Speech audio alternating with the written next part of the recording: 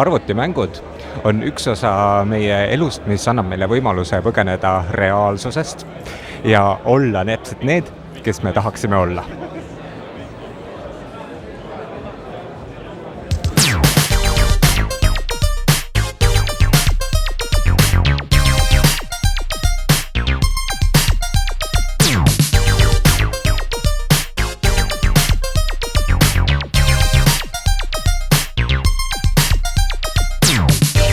Sellest ajast saati, kui arvutid meie eludesse tulid, tuli meie eludesse samuti ka arvuti mängimine. Aastast 2010 on arvutihullud saanud mängude öö raames kokku. Täna siin Apollos Solarise keskuses kella 9 kuni kella 5 hommikul üksteisega võidu mängitakse, seminare arvuti mängimise teemal kuulatakse ja digitark jälgib, mis siin toimub, kes, kuidas ja milline melu arvutiööl valitseb.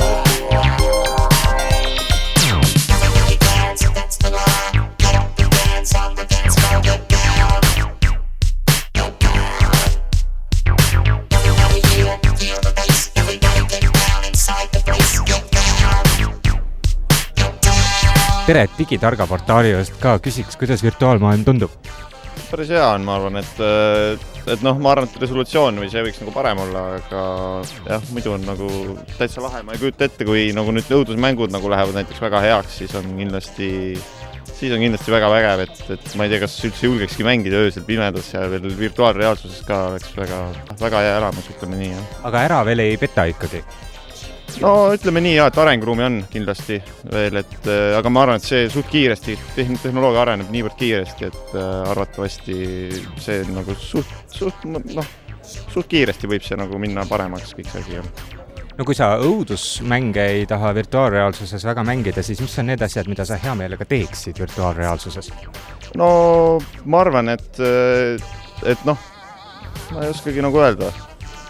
Võib-olla mingid seiklusmängud oleks huvitavad, et kus on nagu efekte hästi palju, erinevaid efekte ja nii edasi ja asju, et see annaks nagu hästi palju just nagu elamuse poole pealt hästi palju juurde. No erinevad toidukaubamajad ka püüavad ennast virtuaalmaailma suruda vaikselt sisse. Kas sa ostlemas käiksid nii, et paneksid poes prillid või kodus prillid pähe ja läheksid poodi? Ei, ma ei usu, ma arvan, ma poes käiks ikka niimoodi nagu ikka. Et ma arvan, et see virtuaalreaalsus võiks jääda ikkagi nagu mingile kindlale tasemele ja siis jah. Mis see mängutöö on sinu jaoks? Mis on mängutöö minu jaoks või? Ja ma olen esimest korda ise siin, et ma olen nagu mitu korda üritanud tulla Tartust, aga pole jõudnud kunagi kohale. Et üks kord oli Tartus küll Genialistide klubis üks taoline üritus, ka Level 1 korraldas otsapidi, väga äge oli. Ja me tulime vaatame siia ja tudengid esitlevad siin oma mängu.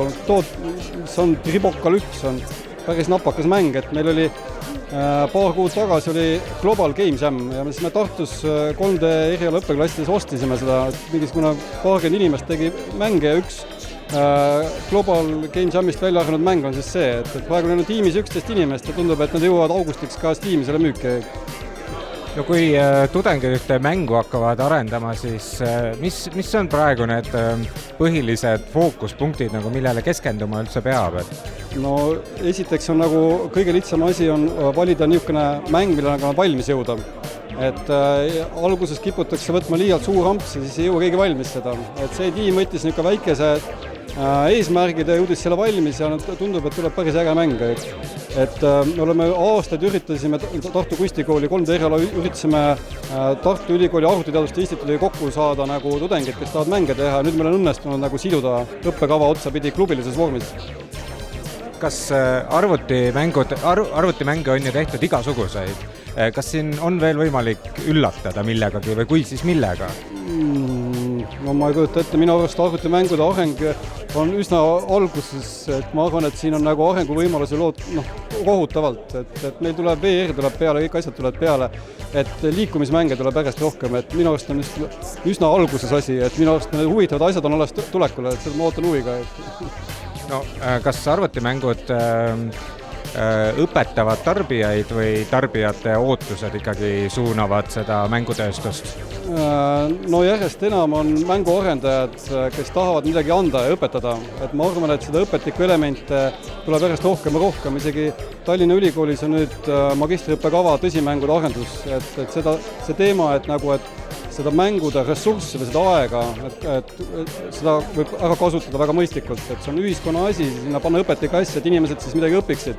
Naljakamad niisugused tõsimängud olid siis, kui otsiti lahendusi näiteks ühiskondlike probleemidele Iisraeli ja Palestiina vahel. Et siis leiti, et 2 kokkupuutepunkti olid siis noorte meestel, kes sõdisid, olid siis porno ja mängud. Aga et siis hakati arendama näiteks ühte niisugust sõjamängu, kus nad on ühelt poolt on siis Palestiina, teiselt poolt Iisraeli inimesed ja niimoodi, et see lahendas või tutvustas üksteistele inimestena, mitte lihtsalt meie ja nemad. Et ma arvan, et seda saab mitte ainult õppimiseks, vaid ka ühiskondlike probleemide lahendamiseks kasutada järjest rohkem. Nii et kui paljud arvutimängudest, ütleme, mitte nii lugupidavad inimesed ütlevad, et see on üks aja raiskamine, et siis tegelikult ikkagi ka praegu kaasajal me õpime läbi mängu. Kindlasti, jah. Et meie tehnika on lihtsalt arenenud, et võimalused nendeks mängudeks on palju suuremad kui ennem. Et vanasti oli meil kepp, hobune ja hiljem tulid klotsid, aga nüüd me võime palju mitmekesisemaid ja huvitamaid ja arendavaid mänge teha kui ennem. Tere! Millisest mängust sa oled välja hüpanud? Mina olen League of Legends. Ma olen Kindred. Kas sa oled iga päev selline? Ja, et raske töö, aga no peab saama hakkama sellise karvastusega. Aga mitu kostüümi sul kodus on? Mitme mängu kangelane sa aeg-ajalt oled? Ma olen cosplaynud kokku umbes 5 korda vist nüüd. See on mu 5. Vist. Ei olegi kindel enam. Mis mängutöö sinu jaoks tähendab? Ma ei teagi täpselt, sest ma olen siin esimest korda, ma loodan igasuguseid huvitavaid asju, uusi cosplaysid, mänge ja mängida mänge, mida ma ei ole varem saanud mängida, sest kellel ei ole nii palju raha ja tulen lõputsema.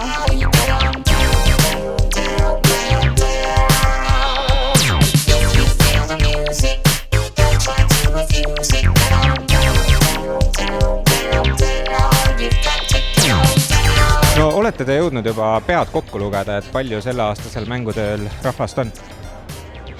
Siuke tunne on, et rohkem kui eelmine kord igal juhul, aga täpselt summad saame varsti teada. Tundub rohkem igatahes. On uhke tunne? Absoluutselt. Kui te kell 5 siin hakkate asju kokku panema, siis mille järgi te saate enda jaoks otsustada, et mängutöö on korda läinud? Siuke tunne, et juba praegu saaks tegelikult öelda, et on nagu korda läinud. Et kui suudame ka kõik need väiksemad probleemid ära lahendada, siis on kindlasti kella 5 on meil kõigil siuke. No väikseid ja suuremaid probleeme käib iga üritusega kaasas, aga te kella 5 hommikul hoiate inimesi siin põnevas, pinevas tegevuses. Mis on see, mis ühe öö jooksul siin toimub? Võimalikult palju erinevaid mänguteemasid ja kogemusi. Meil on VR-ist kuni autosõidusimulatsioonini, kuni hardcore võistlusteni, suurel kinolinal, kuni kaardimängudeni, et võimalikult palju erinevaid meediumi seda pakkuda inimestele. No, ehk siis kui sulle meeldivad mängud, siis sa kindlasti leiad siit midagi enda jaoks. Kui sulle mängud enne meeldid, siis nüüd hakkavad meeldima. No igal sellisel üritusel on ka tavapärase põhitegevuse kõrval oma tipud, oma kõige erksamad momendid. Mis need on selle aastase mängutöö jaoks? On teil väga erilisi külalisi oodata või väga põnevaid mänge esitlemisele tulemas või?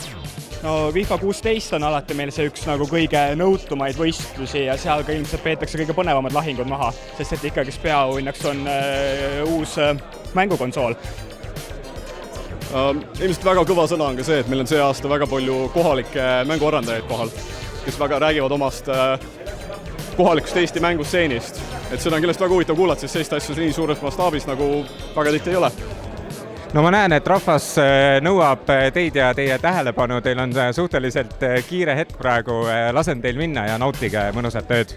Aitäh!